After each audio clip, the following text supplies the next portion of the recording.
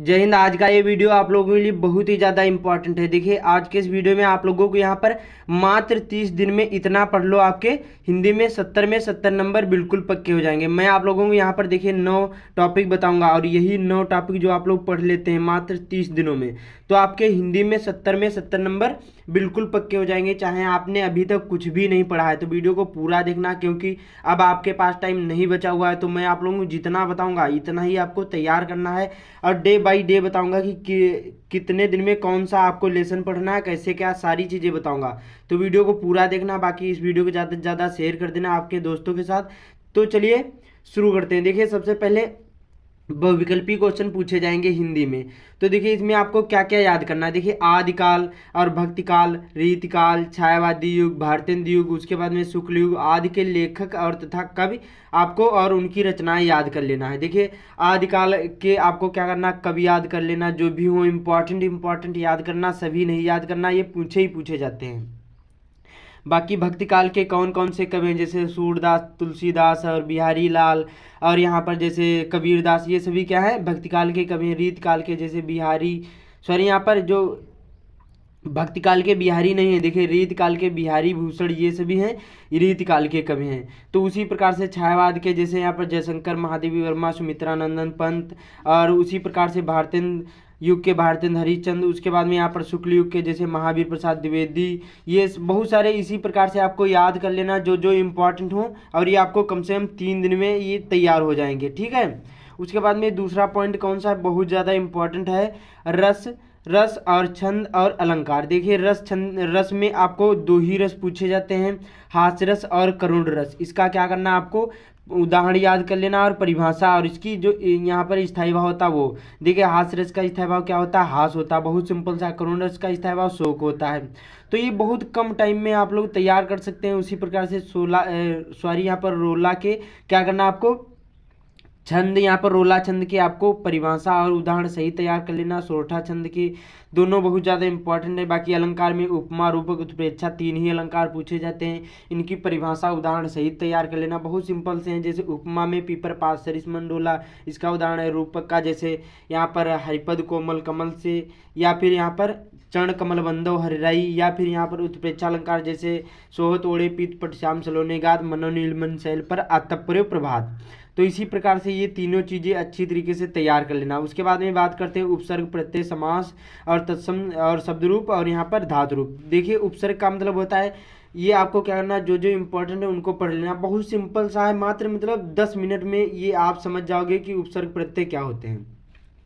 देखिए इसमें क्या होता है, आपको जैसे कोई उपसर्ग है, किसी शब्द के पहले जुड़ना, उसको हम उपसर्ग बोलते हैं। जैसे वार कोई शब्द है और इसी के पहले जो परिजोड़ दिया गया, तो ये क्या बन जाता है, परिवार बन जाता है, एक नया शब्द बन जाता है। जो परि होता है ये क्या होता है, किसी शब्द के पहले जुड़ना, उसी को हम उपसर्ग बोलते हैं।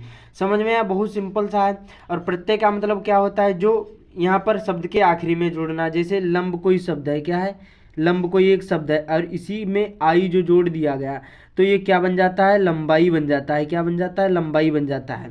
मतलब किसी शब्द के आखिरी में जुड़ना, उसी को हम प्रत्यय बोलते हैं। समास में 2 ही समास हैं, द्विगु और द्वंद्व समास। देखिए द्विगु समास में संख्यावाचक होता है, जैसे यहाँ पर चौराहा हो गया, सप्तऋषि हो गया, नवरत्न हो गया। द्वंद्व समास में क्या होता है, योजक चिन्ह लगा होगा, जैसे माता पिता, राजा रानी, राजा रंक और गरीब अमीर। तो इसमें क्या होगा, योजक चिन्ह लगा होगा, या फिर माता और पिता, क्या होगा, माता और पिता, इस प्रकार से लिखा होगा, मतलब और का लोप होगा, तो समझ जाना वहाँ पर द्वंद्व समास है। तो बहुत सिंपल से है। बाकी जो जो इम्पोर्टेंट हो कम से कम 15-20 तत्सम आपको तैयार कर लेना। उसके बाद में शब्द रूप, इसमें आपको फल और मति 2 ही शब्द रूप तैयार करना है। जैसे इसमें क्या होता है कि फलम फले फलान, फलम फले फलान, इसी प्रकार से ये पूछे जाते हैं, 2 ही आपको तैयार करना है। उसके बाद में धातु रूप में देखिए पठ धातु और यहाँ पर हस धातु, ये 2 ही आपको धातु तैयार कर लेना है, ठीक है। उसके बाद में, और ये कितने दिन में आपको, तीसरा 3 दिन में ये भी आपका तैयार हो जाएगा। बहुत सिंपल सा है, कम ही बता रहा हूँ। उसके बाद में बात करते हैं यहाँ पर गद्यांश। गद्यांश के लेसन आपको कौन कौन से तैयार करना। देखिए लेसन तो कम से कम आपके 8-9 लेसन हैं, लेकिन अब आपके पास टाइम ज़्यादा नहीं है, तो आपको बहुत ही कम तैयार करना है। तो ज़्यादा इंपॉर्टेंट मित्रता नामक पाठ, ममता नामक पाठ और भारतीय संस्कृति, इसमें क्या करना है, देखिए पाठ को पढ़ना है और इसके लेखक भी समझना है कि इसके लेखक कौन है। देखिए मित्रता आचार्य रामचंद्र शुक्ल जी की है, ममता जयशंकर प्रसाद, भारतीय संस्कृत डॉक्टर राजेंद्र प्रसाद की। 3 ही लेसन आपको तैयार करना है। और ये क्या गद्यांश पर आधारित प्रश्न पूछे जाते हैं, जिसमें संदर्भ लिखना होता है, रेखांकित अंश की व्याख्या करना होता है, एक प्रश्न होता है उसी को उत्तर लिखना होता है। तो ये 3 ही लेसन तैयार करना 100% ही आएंगे ही आएंगे। क्या करना है, इसमें पाठ को तैयार कर लेना है, लेखक का नाम और पाठ का नाम, बस बहुत सिंपल सा होता है, केवल पढ़ना है। और ये कितने दिन में, देखिए चौथा जो है 3 दिन में ये तैयार कर सकते हैं, बहुत सिंपल से हैं। उसके बाद में पद्यांश में, देखिए पद्यांश में आपको पद नामक पाठ आपको तैयार कर लेना। उसके बाद में तुलसीदास जी का धनुष भंग, बिहारी लाल जी की भक्ति नीति और हिमालय से महादेवी वर्मा का, ये भी तैयार कर लेना है।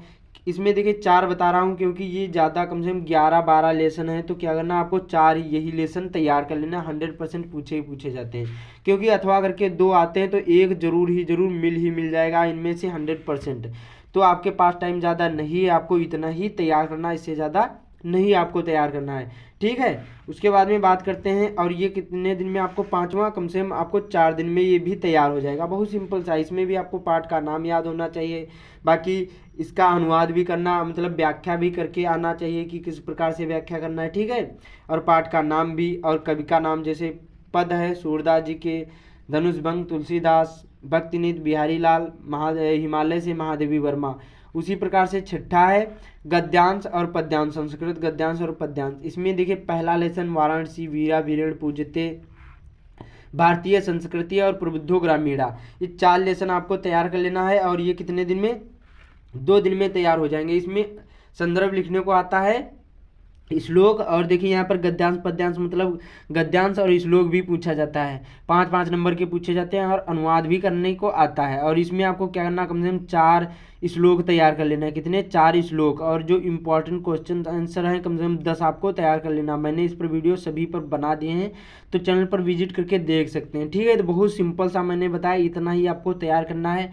100% पूछे ही पूछे जाते हैं, मैंने बहुत सारी रिसर्च करके ये लिखा है, तो आप लोग अच्छी तरीके से इतना ही तैयार करना है। बाकी 7वां क्या है, देखिए ये कितने, छठा है, 2 दिन में ये भी आपको तैयार कर लेना है। 7वां 5 दिन में आप ये तैयार कर सकते हैं, बहुत सिंपल सा है। उसके बाद में यहाँ पर अगला है, क्या है यहाँ पर, लेखक तथा कवि के जीवन परिचय।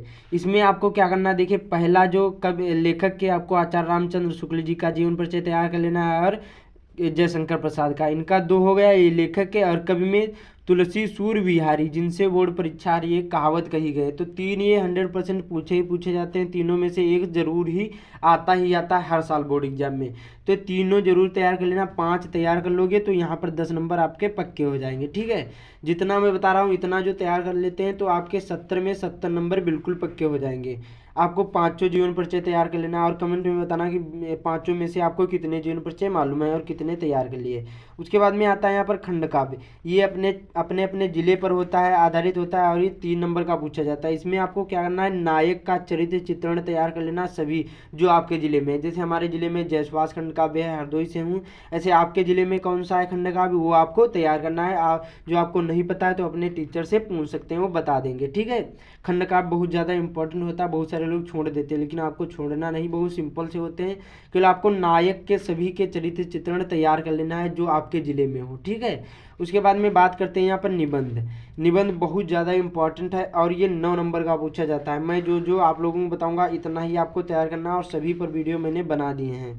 देखिए पहला यहाँ पर पर्यावरण प्रदूषण, उसके बाद में विज्ञान के चमत्कार, या फिर विज्ञान वरदान या अभिशाप, जनसंख्या वृद्धि के कारण निवारण, इस प्रकार से भी आपको इन तीनों पर। और चौथा है बेरोजगारी की समस्या, चौथा। और 5वां स्वदेश प्रेम या राष्ट्र प्रेम, ये आपको 5 पर तैयार कर लेना है निबंध। ये बहुत ज़्यादा इंपॉर्टेंट है, 100% ये पूछे ही पूछे जाएंगे। मैंने जितना भी बताया ये 100% आएगा ही आएगा, केवल आपको इतना ही तैयार करना है। और मात्र ये कितने दिन में, जो 9वां है 7 दिन में तैयार कर सकते हैं। कुल मिलाकर आपके 30 दिन में पूरा यहाँ पर हिंदी का सिलेबस कंप्लीट हो जाएगा।